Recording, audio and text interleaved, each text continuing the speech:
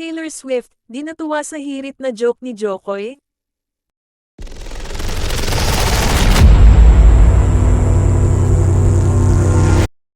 Tila nainis si multi-Grammy Award-winning American singer at songwriter Taylor Swift sa binitawang biro ng Filipino-American comedian na si Jokoy. Sa ginanap kasing 2024 na Golden Globe Awards nitong Linggo ika-7 ng Enero, kung saan nagsilbing host si Jokoy, nagtanong siya sa audience kung ano raw ang pagkakaiba ng nasabing awarding ceremony sa National Football League. The big difference between the Golden Globes and the NFL. At the Golden Globes, we have fewer camera shots of Taylor Swift, ani Jokoy.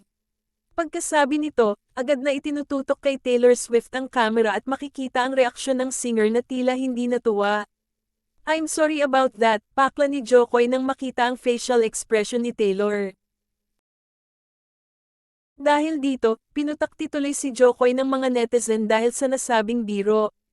Narito ang ilan sa kanilang mga reaksyon. Taylor Swift wasn't amused. IDK The best jokes are the ones the subject will laugh at. This one missed the mark. TBH.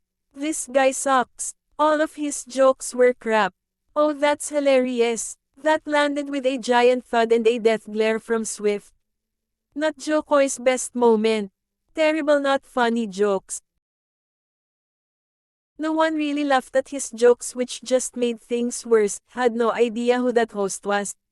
And he was awful. Really? Yan. It's giving uncle misogyny. Samantala, ayon sa iba pang ulat, sinisi raw ni Jokoy ang scriptwriter ng kanyang biro.